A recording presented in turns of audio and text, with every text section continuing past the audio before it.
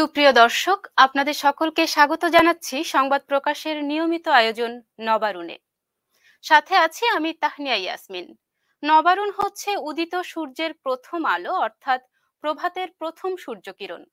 এই অনুষ্ঠানটির মধ্য দিয়ে আমরা জানতে পারি তারুণ্যের স্বপ্ন পূরণের গল্প, তাদের সফলতার গল্প, জীবনের গল্প। আজকের অনুষ্ঠানে আমাদের সাথে যুক্ত আছেন সঙ্গীত শিল্পী নাহিদ হাসান। আমরা প্রথমেই তার সাথে কথা বলবো। কেমন আছেন আপনি? এই তো জোস, আলহামদুলিল্লাহ। আপনি ভালো আছেন? এই তো আমিও আছি বেশ। কেমন চলছে আপনার যাবতীয় দিনকাল? হ্যাঁ, সবকিছু ঠিকঠাক। একটু ব্যস্ততা যাচ্ছে, শো, আচ্ছা। তারপরে সবকিছু হুম মিলে হুম। আর কি। সংবাদ প্রকাশের আজকের আয়োজনে যুক্ত হওয়ার জন্য আপনাকে স্বাগত জানাচ্ছি। হ্যাঁ, আমাকে ইনভাইট করার জন্য আপনাদেরও ধন্যবাদ। ধন্যবাদ। প্রথমে আপনার গানের শিল্পী হয়ে ওঠার প্রথম দিককার কথাটা একটু জানতে চাইবো। দর্শকরাও নিশ্চয়ই জানতে চাইবেন। আপনার শুরুটা কিভাবে গান গাওয়ার? গান গাওয়ার শুরুটা আসলে মানে আমি যেটা সবসময় বলে থাকি যে আমার আমার কাছে মনে হয় একটা মানুষ জন্মের পর থেকেই কান্নাটা যে করে এটাও এক একটা স্কেলে করে। সো গানটা শুরু এখান থেকে। এখন সিদ্ধান্তটা আসলে মানে নেয়াটাই বড় কথা যে কখন সে করতে চায়। সো আমার এই সিদ্ধান্তটা নিতে নিতে কলেজের শেষের দিকে নেওয়া হয়েছে যে আমি গানটা আসলে করতে চাই। আচ্ছা, মানে ছোটবেলা থেকেই আপনি গানটা করা হয় হুম হুম। আপনি গান বাড়িতে। হিসেবে গায়ক হিসেবে কলেজে ওঠার পরে প্র্যাকটিস শুরু করেছেন, নাকি ছোট থেকে গানের চর্চাটা ছিল পারিবারিকভাবে? গান কি পারিবারিক শিখতেন ভাবেই সেবেলা থেকেই? পারিবারিক ভাবেই ছোটবেলা থেকেই স্টেজে গান গাওয়া হইতো স্কুলের বিভিন্ন আচ্ছা। প্রোগ্রামে। কিন্তু মানে হয় না যে আমাকে দিয়ে হবে কি হবে না, আমি কি গানটা গাইতে পারবো, আমার মতো তো অনেকেই আছে। সো এই ব্যাপারগুলো ভুলে একদম অফিসিয়ালি সিদ্ধান্তটা নেওয়া হয় কলেজের পরে যে হ্যাঁ আমি এটা করতে চাই। আচ্ছা, আপনার অ্যালবাম বা মৌলিক গানের কথা যদি বলি, তাহলে মৌলিক গান গাওয়া হয়েছে কিনা এবং গাইলে সেটা কতটা গাওয়া হয়েছে, কয়টা গাওয়া হয়েছে একটু বলবেন আমাদেরকে। আমার অনেকগুলো মৌলিক গান রেডি করা আছে। আমার গান আচ্ছা রিলিজ হচ্ছে দুইটা অফিসিয়ালি, আচ্ছা। এন্ড গান নাটকের গান করা হচ্ছে, এটা সিনেমার গান হুম। করা হচ্ছে, ওটা আমি এখনো জানাই নাই। সো ওটা একটু প্রসেসে আছে, ওটা জানাবো। ইন্ডিয়ান একটা সিনেমা। এই তো ভ্যালেন্টাইনে বেশ কিছু কাজ করা হচ্ছে, এরকম ভাবে আগাচ্ছে। সামনে তো 31শে ডিসেম্বর বড়দিন আছে, 25শে ডিসেম্বর। এ নিয়ে হম হম। কোনো পরিকল্পনা আছে কিনা? আমি আসলে একটু মানে বেশ ব্যস্ততা যাচ্ছে, শুধুমাত্র যে আচ্ছা। শোজ এর জন্য তা না। হুম পার্সোনাল হুম। কিছু মানে ব্যাপারে একটু আহ, ইয়া যাচ্ছে, ব্যস্ততা যাচ্ছে। আমি আসলে ভ্যালেন্টাইনে আমার একটা গানের প্ল্যান করছি যেটা আসলে আসবে, আচ্ছা এবং এর মধ্যে বাবার সাইকেল নামে একটা গান আসবে ধ্রুব মিউজিক স্টেশন থেকে। সো আচ্ছা। আছে কিছু টুকটাক ভাবে। ধন্যবাদ। তো সঙ্গীত শিল্পীর সাথে কথা বলছি আমরা, অনুষ্ঠানের শুরুতেই আপনার কণ্ঠে একটু গান শুনতে চাইবো। হ্যাঁ, শিওর। এই গানটার নাম হচ্ছে শুকনো গোলাপ। এই গানটা একটা কবিতা থেকে নেয়া। আমার আচ্ছা। আমার খুব পছন্দের একজন কবি লুৎফর হাসান ভাই, ওনার কবিতা থেকে আমি আমার মতো করে সাজিয়ে শুরু করেছিলাম। ওকে, শোনা যাক।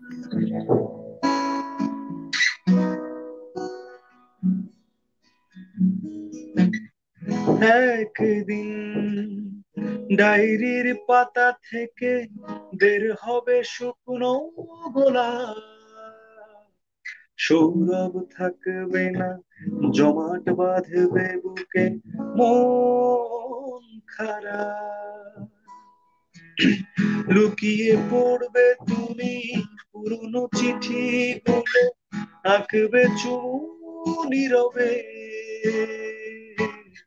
বেড়ে যাবে অভিমান যখন সব স্মৃতি সামনে এসে দাঁড়াবে,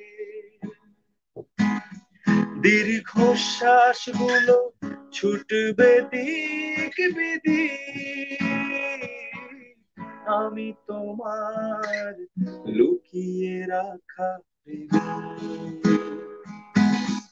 আমি তোমার গুছিয়ে রাখা প্রেমিক, একদিন।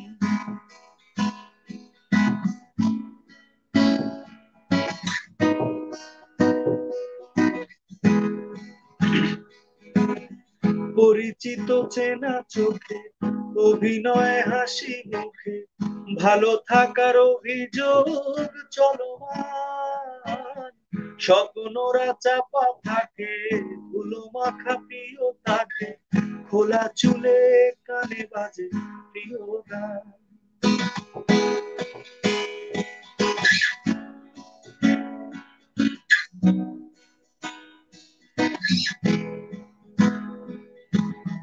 চুপচাপ মেনে নিয়ে সব দোষ মেখে গায়ে, একা একা পুড়ে যাওয়া আগুনে,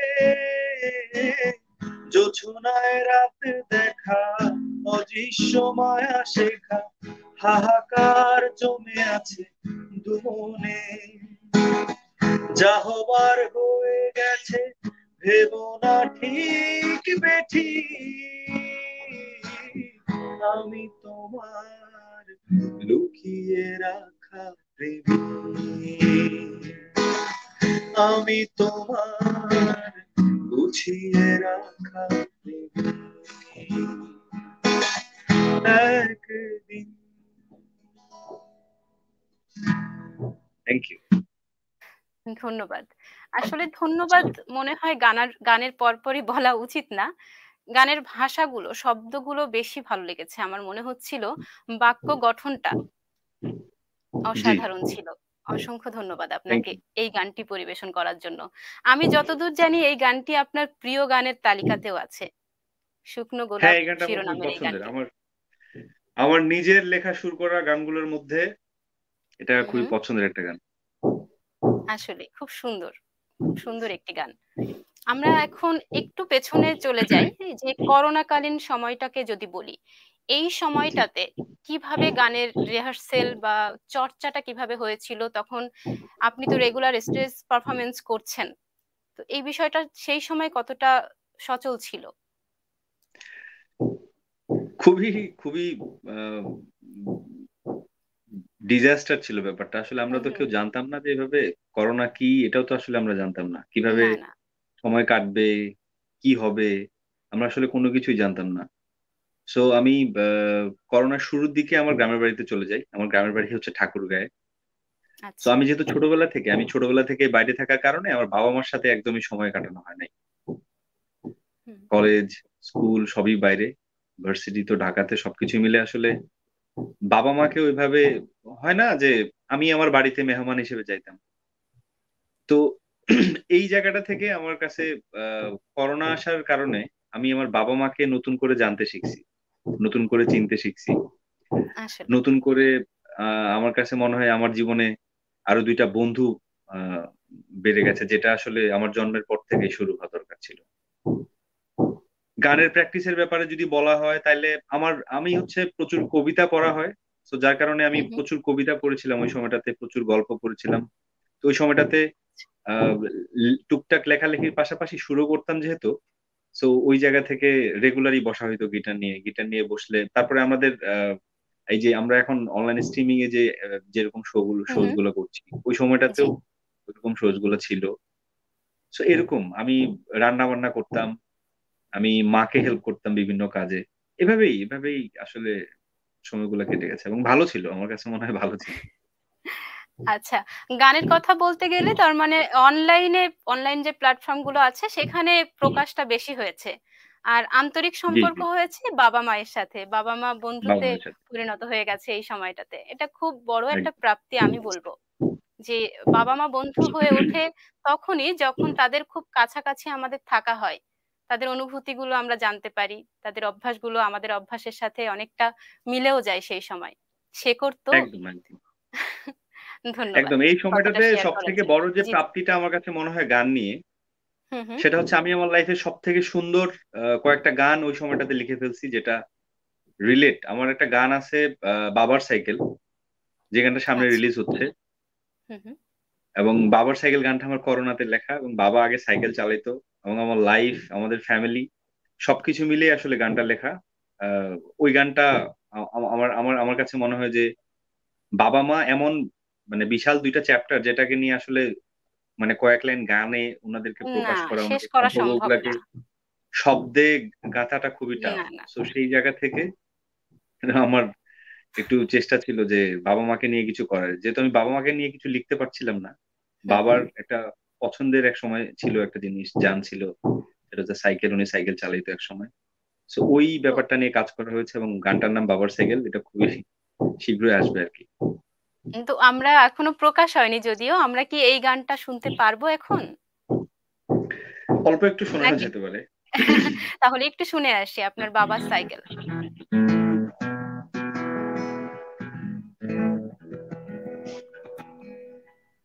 এই গানটা লেখার আগে আমি আমার বাবার সাইকেলটা তো এখন আসলে ভাবে কাজে লাগে না। তো সাইকেলটা একটা জায়গায় থাকে, একটা রুমে থাকে। আমি আমার রুম থেকে সাইকেলটা এমন একটা জায়গায় রেখেছিলাম যে জায়গাটাতে সাইকেলটাকে দেখা যায় প্রপারলি। আমি 40 মিনিট বা এরকম 35 মিনিটের মতো তাকাইছিলাম যে সাইকেলটার বর্ণনাটা আসলে কিভাবে দেয়া যায় গানটাতে। আচ্ছা, শুনে আসি আমরা।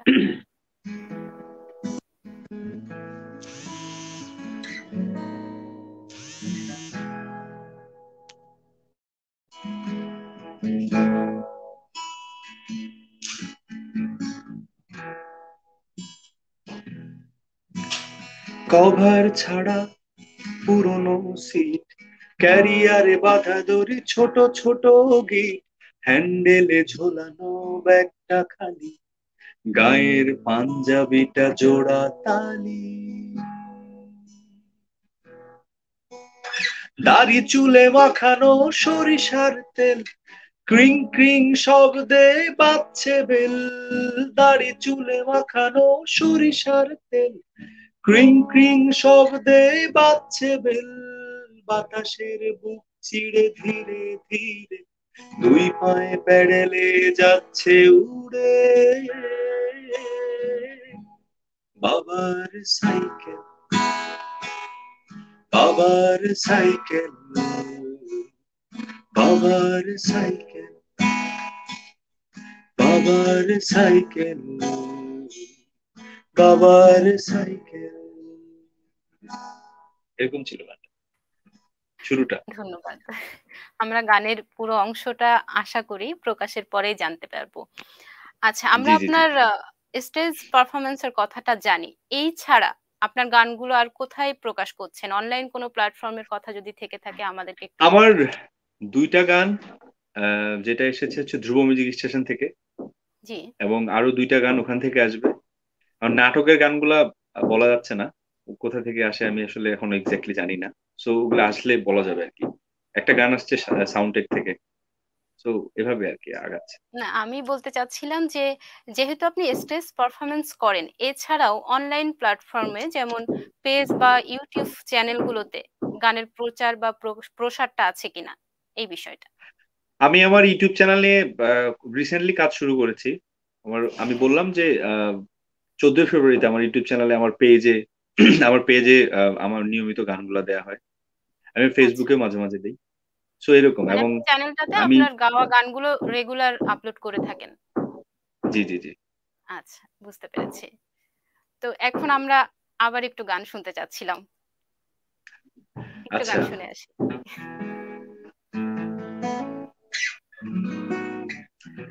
এই গানটাও একটা কবিতা থেকে নেয়া। আচ্ছা। এই গানটার সুর আমার ভালোভাবে গোছানো আমার হুম হুম। একটা। এই গানটা নিয়ে যেটা বলতে হয় প্রথমে শুরুর দিকে, সেটা হচ্ছে আমাদের আহ, পছন্দের মানুষ এবং খুবই ভালোবাসার মানুষগুলা যখন আমাদের কাছ থেকে দূরে চলে যায়, তখন আমাদের মিউচুয়াল কিছু ফ্রেন্ড থাকে যাদের মাধ্যমে নানান ধরনের কথাবার্তা আমরা শুনতে পাই। আজকে ওকে এখানে দেখলাম, আজকে ওটা করলো, আজকে এটা করলো, একদম একদম। আজকেও দেখলাম এখানে ফুচকা হুম খাচ্ছে হুম। কাউকে নিয়ে, কারো হাত ধরে ঘুরে বেড়াচ্ছে। জি। এগুলা কিন্তু আসলে একটা সম্পর্ক শেষ হয়ে যাওয়ার পরে জানার দরকার নাই, মানে হয় না। জানার যে দরকার, যেই কথাগুলো আসলে শোনা দরকার, সেই কথাগুলো আমাদের কানে আসে না। এটা নিয়েই গানটা। জি। গানটার নাম শুনতে পাই। আচ্ছা। শুনতে পাই নিজেকে খুব গুছিয়ে রাখছো আজকাল, পরিপাটি শাড়ি, প্রিয় হাতে ঘড়ি, লাল টিপে রাঙাচ্ছ কপাল, শুনতে পাই পত্রিকায় ভালো থাকার বিজ্ঞাপনও তুমি দেবে। কতটুকু উচ্চতা, যোগ্যতা, উজ্জ্বল ত্বকের কথাটুকু মোটা দাগে লেখা হবে, শুনতে পাই তুমি ভালোবাসাকে আর বিশ্বাস করবে না, সব প্রেমে কি রকম মিথ্যে বলে কেউ আলাদা না, অপবাদ দিচ্ছ তুলে আমাদের চেনা মানুষের কানে কানে, তোমার সমস্ত ঘৃণা আমার নামে জানিয়ে দিচ্ছ জনে জনে, অপবাদ দিচ্ছ তুলে আমাদের চেনা মানুষের কানে কানে, তোমার সমস্ত ঘৃণা আমার নামে জানিয়ে দিচ্ছ জনে জনে, শুনতে পাই।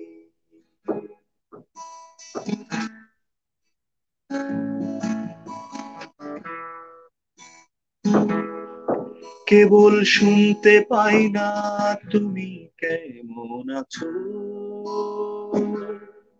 কিভাবে বিকেল গুলো একা একা কাটাচ্ছ, এত বছরের অভ্যাসে রাত 12টার পরে এখনো কি জেগে থাকছো,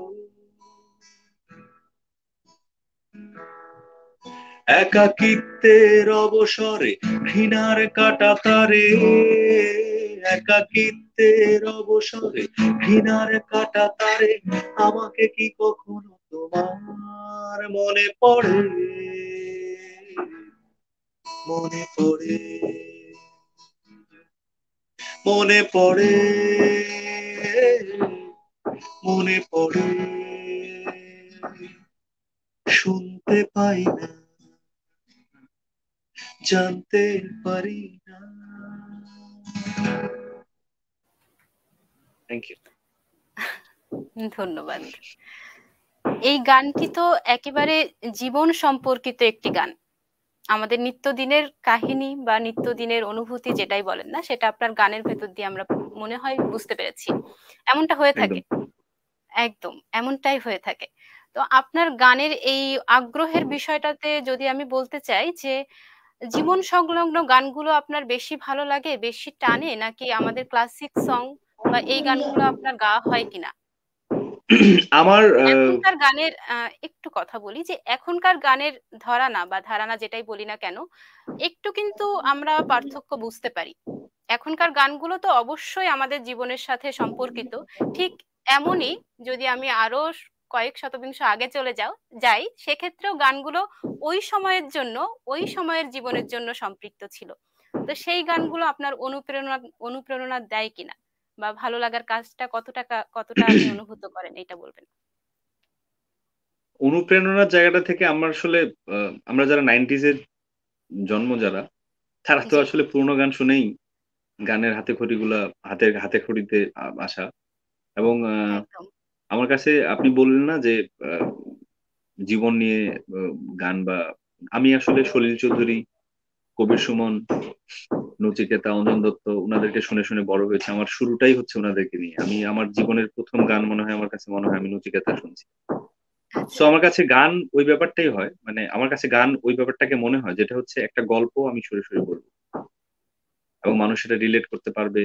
আহ মানুষের জীবনের সাথে মিলবে, কারোর সাথে মিলবে না, এটাই গান আমার কাছে, এটুকুই মনে হয়। এবং আরেকটা ব্যাপার, আমার ক্লাসিক্যালের প্রতি প্রচন্ড ফ্যাসিনেশন, আমি খুবই উইক ওই ব্যাপারটাতে। আমার খুবই পছন্দের একটা জোনার ক্লাসিক্যাল, আমি হুম হুম। শেখারও চেষ্টা করছি। হ্যাঁ, আমার এখন আমার জোনারটা কোন দিকে যাচ্ছে এটা আসলে গানগুলো বের হইলে সবাই বুঝতে পারবে আমি কি করতে জি, চাচ্ছি। একদম। মানে হয় না যে নচিকেতা, সুমন, অঞ্জন দত্ত, সলিল চৌধুরী, আমাদের বাংলাদেশে যারা আছে প্রিন্স মাহমুদ বা হুম ওনারা, হুম। বা শুভিন নন্দী যারা আছেন, সবকিছু মিলে সবার কাছ থেকে শুনে একটা নাহিদ নাহিদ বেরুক, আমি এরকম কিছু একটা চাই। জি, একদমই তাই। ছায়াটা আসলে থেকে যায়। আমরা যাদের অনুসারী তাদের আমরা কপি করি না, মানে অনুকরণ করি না। শিল্পী অনুকরণ করে না, কিন্তু একটা ছায়া পড়ে যায় তাদের শিল্পতেও, যে হ্যাঁ, জি। আমরা সুবীর নন্দী শুনেছি, তারা তো অবশ্যই শ্রদ্ধেয় আমাদের জন্য। আমরা এখন আপনার কাছ থেকে একটু আগের গানই জানতে চাইবো। আপনি বলেছেন যে হ্যাঁ, ফ্যাসিনেশন আছে, তো এমন কোনো গান কি আমরা শুনতে পাবো আপনার কাছ থেকে এখন, যেটা খুব পছন্দের, আপনি একা থাকলে গেয়ে থাকেন মাঝে মধ্যেই? আমার একটা খুব পছন্দের গান হচ্ছে বলেছিলি তুই যে আমি নাকি ভুলে যাব, ভুলে আমি ঠিকই তো যেতাম, পোড়া মনে তোরই কথা বারে বারে বেজে ওঠে, পোড়া মনে তোরই কথা বারে বারে বেজে ওঠে, তাই তোকে আর ভোলা হলো না রে, এই জ্বালায় আর প্রাণে সব, আগে যদি জানিতাম তবে মন ফিরে চাইতাম, এই জ্বালায় আর প্রাণে সহে না রে, এই জ্বালায় আর প্রাণে সহে না। আমার এই গানটা খুবই পছন্দের, আমি এটা খুবই গাই। লাকি আহমেদের সুরে অনেকে গেয়েছেন, আমার খুবই পছন্দের একটা গান। এই গানটা আহ আমার নিজেরও অনেক পছন্দের, আমার যা মনে হয় দর্শকদেরও এটা অনেক পছন্দের একটি গান। একদম। ধন্যবাদ। আমি এতক্ষণ তো খুব সরল পথেই হাঁটছিলাম, এখন একটু প্রতিবন্ধকতার কথা জানতে চাইবো। আপনারা উঠতি শিল্পী, চর্চা করছেন, মৌলিক গান প্রকাশ করছেন, তো কখনো কি মনে হয়েছে যে হ্যাঁ, আপনাকে দাঁড়াতে হচ্ছে, বা পেছন দিক থেকে একটা টান অনুভব করছেন? এ ধরনের কোনো প্রতিবন্ধকতার শিকার হয়েছেন কিনা? আমি আমার আমার জীবনের প্রথম যে গানটা একটা মিক্সড অ্যালবামে আসার কথা ছিল, তো ওই আহ, গানটা যেই অ্যালবামে আসার কথা ছিল এবং যে অ্যারেঞ্জার ছিল যে আমার একটা ছোট হুম। ভাই, এটা হচ্ছে 2014 সালের কথা। প্রথম আচ্ছা। মিক্সড অ্যালবামে যে ছেলেটাকে আমি সবকিছু মিলে মানে হয় না ওই সময় তো কম্পোজিশনের জন্য, আমি নতুন কম্পোজিশনের জন্য নতুন জি করে জি। টাকা দিতে হয়, হুম ওইটা হুম। অ্যালবামে আসবে, ওটার একটা আলাদা খরচ আছে, সবকিছু মিলে যে টাকাটা দেওয়া হয়, সেটা আমি আমার জীবনের প্রথম চাকরি করা বেতন থেকে দিয়েছিলাম, ধার দেনা করে দিয়েছিলাম। তো ওই সময়টাতে ওই ছেলেটা ওই অ্যালবামটা আসার ঠিক 3-4 দিন আগে সুইসাইড করে। তো এটা একটা প্রতিবন্ধকতা ছিল। এবং তারপর থেকে আমি আমার 2019-এ প্রথম গান আসে, 14 থেকে 19 পর্যন্ত আমি জাস্ট মানে সার্ভাইভ হুম। করছি, এবং আমি দেখছি যে আসলে কিভাবে গান করা উচিত আমাদের, স্ট্রাগল করেছেন। সবাই কিভাবে গান করছে, সবাইকে হয় না সবাইকে পর্যালোচনার মধ্যে করা আর কি, বা গানগুলো শোনা, নিজেকে জি। রেডি করা, এরকম একটা ব্যাপার। এবং আমি কিছুক্ষণ আগে যে বাবার সাইকেল গানটা আপনাকে এখানে শোনালাম, দর্শকরা জি জি। শুনেছেন হয়তো, ওই গানটার আমার অফিসে আমি একসময় জব করতাম যেখানটাতে, ওইখানটাতে একটা আড্ডাতে, ঘরোয়া আড্ডাতে আমার বস হঠাৎ করে শুনে আমাকে বলছে যে ওই গানটা একটু শোনাও। তো ওইখানে 4-5 জন মিলে ছিলাম, তো ওইখান থেকে গানটা আমার অল্প একটু গাওয়ার পরে ওই গানটা ওই অফিসেরই কেউ কারোর সাথে কোনো একটা মানে শেয়ার করার পরে ওই থিমটা চুরি হয়ে যায়। পরে এটা নিয়ে থানা পুলিশ, এটা কপিরাইট করা, বেশ কিছু ঝামেলার মধ্যে আমি গিয়েছি মানে গত বছরে, এবং ফাইনালি গানটা আমারই। কিন্তু এরকম প্রতিবন্ধকতা গুলো আসে যার কারণে আমি আসলে সবার সাথে মেশা বন্ধ করে দেওয়ার যে ব্যাপারটা, আমি সবার সাথে মানে ওইভাবে মিউজিক নিয়ে আলোচনা করা আর হয় না, বিভিন্ন প্রকার আইডিয়াস নিয়ে আলোচনা করা হয় না। তো এরকম প্রতিবন্ধকতা তো আছেই। আর আমার ফ্যামিলি থেকে প্রচুর স্ট্রিক্ট, বেশ ভালোই স্ট্রিক্ট। বাবা মানে আচ্ছা। হাজি মানুষ, তাবলিগ টাবলিগ করে। তো ছোটবেলা ওহো। থেকে নামাজ কালামের ব্যাপার স্যাপার গুলো ছিল, এখনো নামাজ কালাম পড়া হয়, কিন্তু আমাদের ফ্যামিলিতে আমার থেকেও ভালো গান গাইতো আমার আপুরা ভাইয়ারা, যারা ওই বাবাকে ম্যানেজ করে যে ব্যাপারটা করা, আমি এটা করতে না, চাই, এটা অতিক্রম করে এটা আর করতে আসতে আমার পারেনি বিরক্ত লাগে না বাবাকে। সারাদিন, জি জি। এটা হয়নি। জি, আমার ফ্যামিলি থেকে আমি প্রথম যে এভাবে গান করছি আর কি। আসলে জীবনে চড়াই উতরাই বা প্রতিবন্ধকতা থাকে, তারপরেও আমরা যারা শুভ চিন্তা করে থাকি, তাদের মনে হয় এই প্রতিবন্ধকতাগুলো পায়ে শিকল পরিয়ে রাখতে পারে না। আপনার চিন্তাগুলো একদমই তাই, নিশ্চয়ই একদমই। আপনার একদমই তাই। আপনার চিন্তা ভাবনাগুলো অবশ্যই শিল্পে পরিণত হোক। এটাই চাইবো। সবসময় আমরা সকলেই চাইবো। আমরা আমাদের আয়োজনের শেষ পর্যায়ে চলে এসেছি। আপনার মতো যারা কণ্ঠ নিয়ে চর্চা করছে, যারা একদিন নিজেদের আত্মপ্রকাশ করতে চাচ্ছে একজন শিল্পী হিসেবে, একজন গায়ক হিসাবে, তাদের জন্য আপনি কিছু বলবেন অবশ্যই। যেন তারা আপনাকে অনুসরণ করতে পারে। আমার একটা আমি একটা কথা খুবই বলি রুডলি এবং জি, খুবই বাঁকা মনে হলেও এটা সত্য যে শিল্পের আসলে আমি মিউজিকের হুম, যদি ইন্ডিভিজুয়ালি মিউজিক নিয়ে যদি বলি, এই ব্যাপারটার আসলে শর্টকাট কোনো কিছু হয় না। রাতারাতি আমি লাইক ভাইরাল হয়ে গেলাম, আমার গান পৃথিবী জুড়ে সবাই চিনে গেল। তো এটা বেশি বেশি দিন স্টেবল করে না আসলে। এই গানটা না, মানে এই ব্যাপারটা শেখার আল্লাহ প্রদত্ত থেকে ব্যাপারটা তো থাকতেই হবে, কিছু না কিছু তো থাকতে হবে। বাকিটা হচ্ছে শেখার, চর্চার। সো আমাদের নতুন যারা, আমি নিজেও নতুন, আমি নতুনদের কি উপদেশ দিব আমি বুঝতে পারছি না। জি, জি, এটুকুই বলার যে মিউজিকের কোনো শর্টকাট হয় না। আপনারা যদি গান করতে চান তাহলে সেভাবে চর্চা করে সেভাবে রেডি হয়ে তারপরে আসা উচিত। হুটহাট করে শখের বসে গান করে আমাদের মিউজিক ইন্ডাস্ট্রিকে মানে বিশ্ব দরবারে এরকম ভাবে উপস্থাপন করার কোনো মানে হয় না, যেহেতু আমরাই রিপ্রেজেন্ট করি বাইরের দেশে আমাদের মিউজিকটাকে। অবশ্যই। আপনার কথাটা একদমই ঠিক। আমার যেটা মনে হয় অবশ্যই ভিত্তিপ্রস্তরটা মজবুত হতে হয়। নইলে তার উপরে একদম। বিল্ডিং বেশিদিন টিকে থাকে না। তো ওই ভাইরাল যে শব্দটা বললেন, হ্যাঁ, হঠাৎ করে ঝড়ো হাওয়ার মতো এসে উড়ে যাওয়ার কোনো মানে হয় না। অবশ্যই অধ্যবসায় দরকার, চর্চার দরকার। জি, জি, যেকোনো একদম। শিল্প মাধ্যমের জন্য। টিকে থাকা না, নিজেকে প্রকাশের জন্য আমাদের চর্চা দরকার, অভ্যাসের দরকার। তো আজকের আয়োজন শেষ করব। আমার মনে হয় দর্শকরা চাইবে যে আপনার কণ্ঠের গান দিয়ে শেষ হোক। এজন্য আমি আগে বিদায় নিচ্ছি। আপনাকে আবারও ধন্যবাদ জানাচ্ছি আমাদের আয়োজনে যুক্ত হওয়ার জন্য। এবং দর্শককে বলছি যে আপনারা উপভোগ করুন শেষ আয়োজনের অংশটুকু। আমি আজ আপনাদের কাছ থেকে এই মুহূর্তে বিদায় নিয়ে নিচ্ছি। তাহনিয়া ইয়াসমিন। আগামী পর্বগুলো দেখার আমন্ত্রণ জানাচ্ছি। সকলে ভালো থাকবেন, সুন্দর থাকবেন, সুস্থ থাকবেন। শুভ চিন্তার সঙ্গে থাকবেন।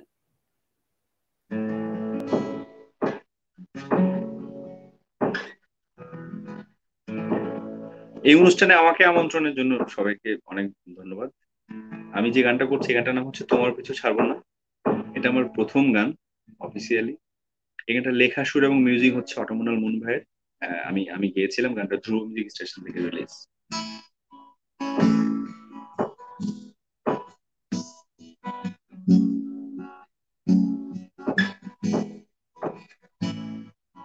হতে পারে কোনো রাস্তায়, কোনো হুড়তোলা এক রিকশায় আমি নীল ছাতা নিয়ে দাঁড়িয়ে, তুমি দেখলে না।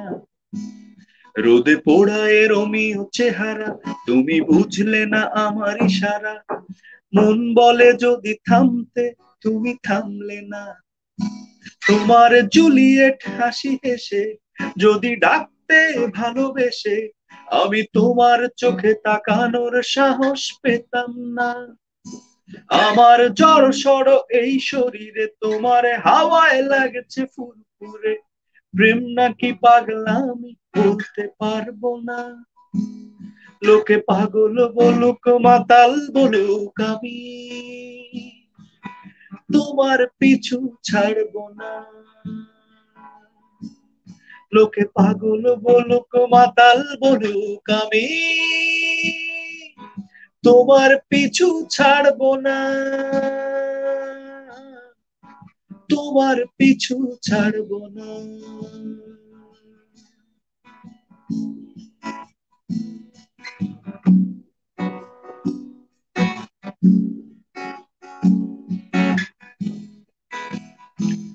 কোন কাক ডাকা এক সকালে তুমি বারান্দায় এসে দাঁড়ালে, আমি ছিদ্র খুঁজছি দেয়ালে তোমায় দেখবো বলে। তুমি অদ্ভুত এক খেয়ালে গাঢ় লাল টিপ দেখি কপালে, হঠাৎ আমার দিকে তাকালে।